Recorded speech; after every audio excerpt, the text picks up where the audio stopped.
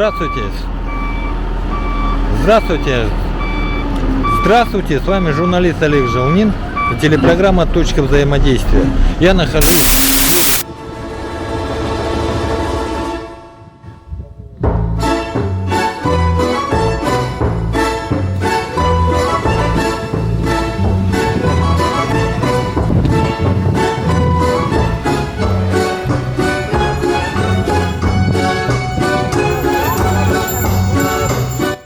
Национальный праздник ИСЭХ. В силу того, что я на них участвовал много лет подряд, немножко хочу сравнить современный ИСЭХ уже с прошедшими. Каждый народ имеет старинные традиционные праздники, которые бережно передаются из поколения в поколение. У народа Саха это ИСЭХ. Якутский ИСЭХ связан с культом солнечного божества, с культом плодородия. ИСЭХ – культовый праздник возрождения природы. Первые сведения о весеннем празднике можно встретить уже в дневниковых записях голландского путешественника Плеса, проезжавшего через Сибирь в Китай в конце 17 века.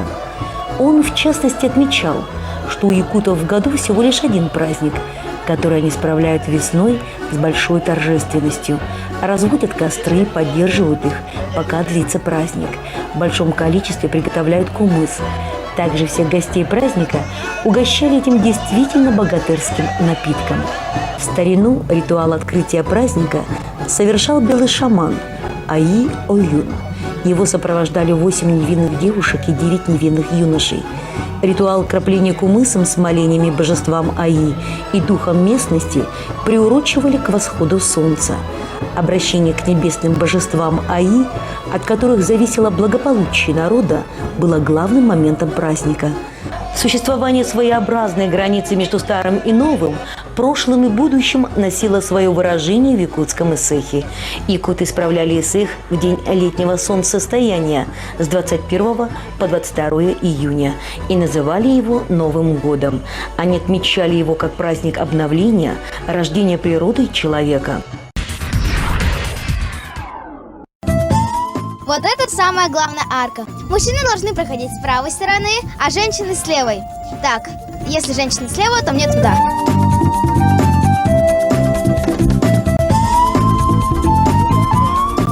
Вообще, местность Юсхатын – это священное место, поэтому необходимо пройти очищение и получить благословение у духов земли. Вот этот вот тюльге, это называется тюльге благодарности. То есть ты благодаришь высших сил, высшие духовные силы за то, что ты прожила этот год. И просишь возможности прожить еще один год. Затем берешь конский волос, макаешь немножко в масло и кладешь его в огонь. Вот это у тебя будет благодарность высшим силам, высшим Аи. Потом этот холумтан обходишь по восходу солнца один раз и затем идешь в белый урасад за Арчи. Вот здесь и живет Дегугой Аин. Здравствуйте, с праздником. Что это за очередь? Ну, здесь мы получаем благословение солнца и духов. Вы прошли очищение. Вы чувствуете, что вы очистились? Да, это очень замечательный обряд, и я очень рада, что мы смогли здесь побывать. Значит, вы все нам посоветуете туда сходить, да? Да. Если у кого есть время, я советую сходить. Это очень замечательно. Спасибо. Здравствуйте, с праздником вас. А это что такое? Это обряд Алгысылыга называется.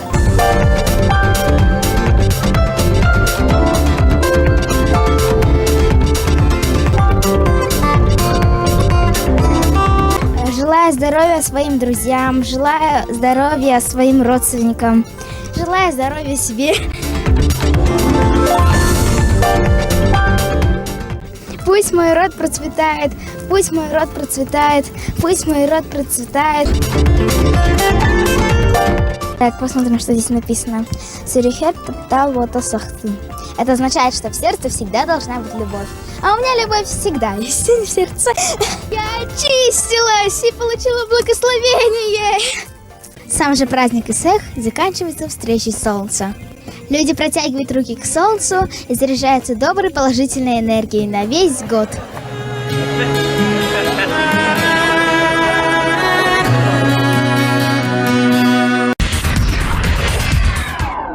Вот этот комплекс называется Анартык, где разделяются после приветствия. Вот у нас стоят волонтеры духовного центра имени Клавдии Максимовой Саины. И вот Тюсюльга, Арчи Тюсюльгата, все там тоже работают, все люди на добровольных началах, чтобы принести радость людям, поделиться своим светом, любовью максимально, да? Здесь разделяются мужчины направо, а женщины налево, потому что у мужчин, у женщин свой путь. И женщина, и мужчина, они должны понять вот это, свое именно предназначение, свою миссию на земле. И потом они проходят вот напротив, там тоже мужчины справа заходят, женщины налево. И проходит обряд очищения той большой уросе белой. Я сколько раз должен пройти? 3 раза. 3 круга, да? Да, 3 круга надо пройти.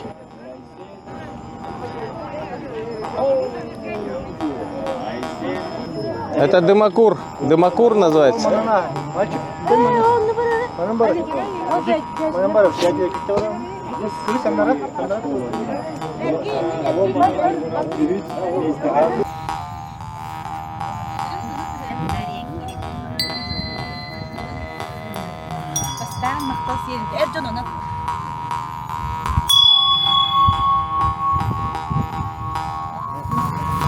«827 года. Да. Колокольчик. Обряд благодарения проводится здесь. Благодарение. Там много костров. Нужно подойти к одному костру. Идем. К одному костру, лицом повернуться к посту желательно. И мы через дух огня преподносим, говорим слова благодарности, благодарю, люблю, Господь Бог. У кого? Ну, Всевышние светлые силы, говорит. Конские волосы взяли, вот это нужно обмакнуть в масле, там есть масло, и положить в костер. Прежде чем положить в костер, вот мыслями благодарить, благодарю, люблю, и сразу свою просьбу послушать отправить, я люблю, что вы хотите. И положить в костер, а после этого пройтись вокруг костра.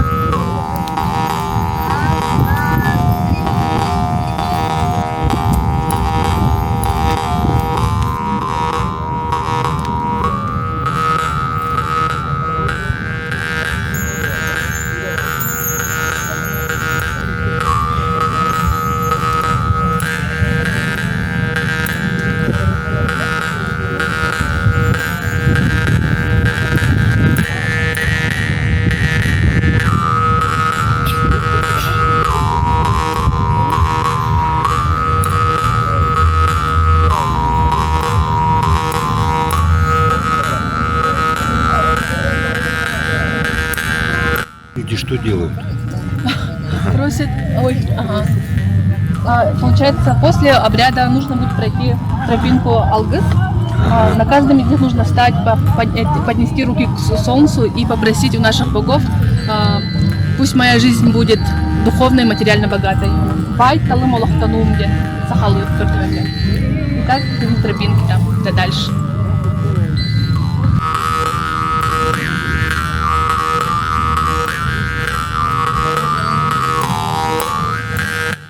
Во здравие ума, души и тела. Сейчас я пройду и должен это все Богу отправить. Говорите, сюда.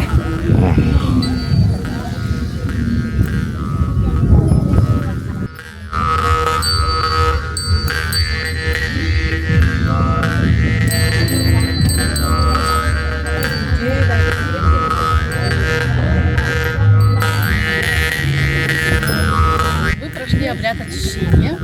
И теперь вот тут слова благословения, сказанные свыше, да? Вы выберете то, что вам предназначено, то, что вам сейчас необходимо, да? То благословение. Здесь написано на якутском языке, по возможности переведем. Выберите. Сначала нужно выбрать. И вот это пожелание, оно на весь год, да? На весь год, да. Пусть он хранится у вас дома или рядом с вами, можете в сумочке носить, да? И периодически доставать, так вот, это связь, да? не зря этот волос, да? У нас оформлено все вот так. Это вот знак благодарности, благословению.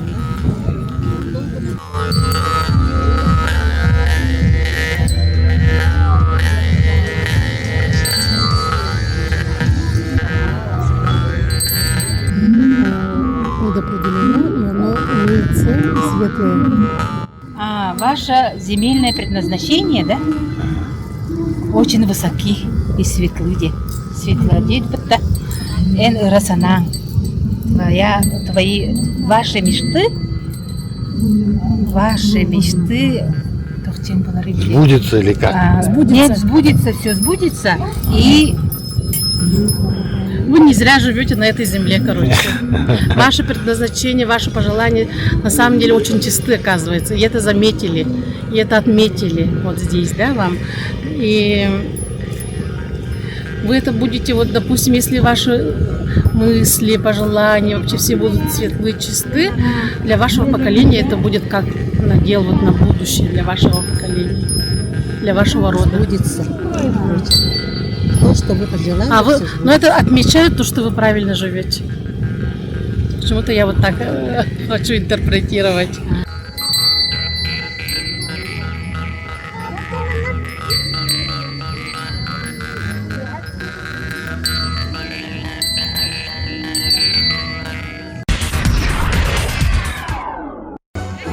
Эсэх был связан с добрым, светлым началом и, конечно, надеждами на будущее.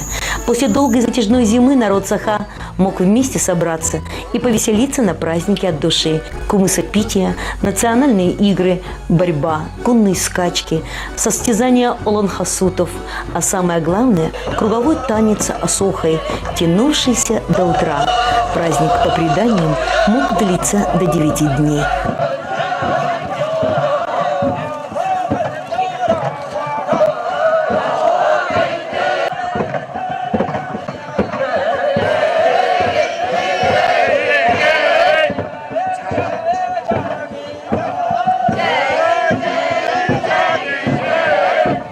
С вами был Олег Желнин. До скорых встреч.